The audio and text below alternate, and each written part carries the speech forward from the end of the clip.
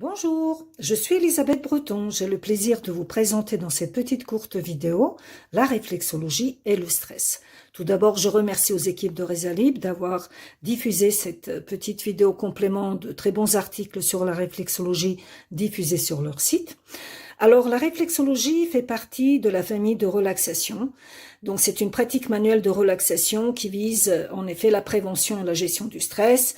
Et elle est basée sur un principe qui dit que sur les extrémités du corps, pieds, mains, visage, oreilles, on a des projections en lien avec les organes ou les glandes à distance ou les fonctions du métabolisme. Donc la réflexologie en tant qu'une pratique manuelle de relaxation a sa spécificité, c'est le travail de stimulation des zones réflexes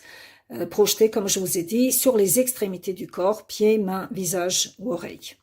Ce qui est intéressant avec ces extrémités du corps, c'est que on trouve des terminaisons vasculaires, dont les terminaisons nerveuses, qui nous intéressent beaucoup, car le premier système organique perturbé par le stress, c'est justement le système nerveux. Le stress est un phénomène tout à fait naturel, un phénomène d'adaptation aux événements de vie, qui peut surgir à n'importe quel moment, mais on n'est pas tous égaux, car on n'a pas tous la même capacité de réponse au stress, on n'a pas tous la même capacité de s'adapter ou de se autoréguler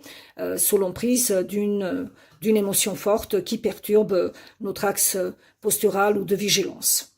Donc le stress comme un phénomène naturel peut impacter notre métabolisme. Le premier système, c'est le système nerveux qui est suivi par le système hormonal parce que quand on est stressé, on va plutôt sécréter des hormones dites du stress, dont adrénaline comme hormone d'urgence pour répondre très vite et répondre par lutte ou fuite ou inhibition. Ça dépend des personnes ou en effet résister et ça après on va sécréter plutôt des hormones dites d'endurance au stress comme le cortisol nécessaire pour nous maintenir dans cet état de vigilance. Il faut savoir que le stress peut être aigu et chronique. Peu importe aigu ou chronique, eh bien dans les deux cas, on a trois phases du stress qui sont très importantes, la phase d'alarme, la phase de résistance et la phase d'épuisement. Et dans chacune des phases, le réflexologue peut jouer un rôle important en tant qu'un professionnel de la relation d'aide, en tant qu'un professionnel du bien-être et de la prévention, et davantage en tant qu'un professionnel de la gestion du stress et les troubles associés.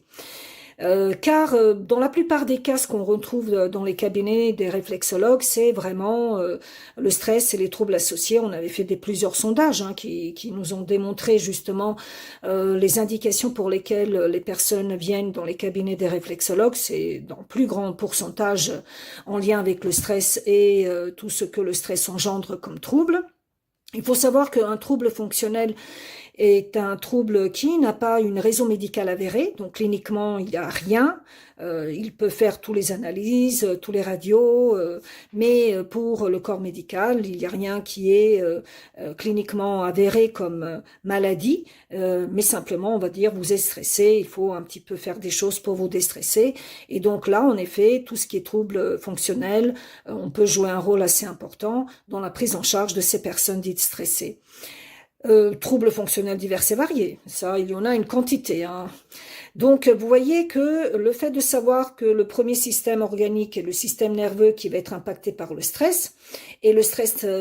engendre également des conséquences sur d'autres systèmes qui sont quand même en interrelation avec le système nerveux qui est le système de commande de tous les autres systèmes du corps. C'est important de travailler et de masser ces terminaisons nerveuses au niveau des pieds, mains et visages et oreilles, du fait qu'elles sont riches sur le plan des influx nerveux, et vu que le système nerveux innerve tous nos organes et tous nos glandes, voilà comment, par le biais de ces massages réflexes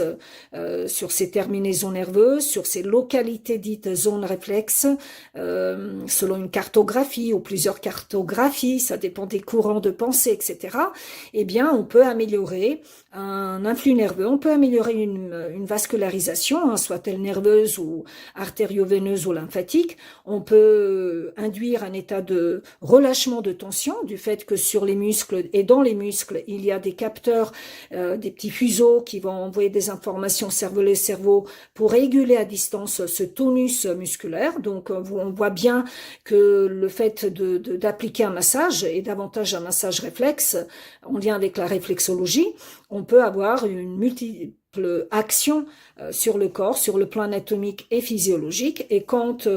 une zone est mieux détendue, mieux relâchée, mieux vascularisée, eh bien la réponse réflexologique en lien avec la stimulation des zones réflexologiques va être plus pertinente, meilleure. Et ainsi, on peut dire qu'on peut améliorer le fonctionnement du système neurovégétatif, celui dit autonome, celui qui est en lien avec l'innervation de nos organes, des viscères, des glandes, et qui fait partie justement du système nerveux périphérique.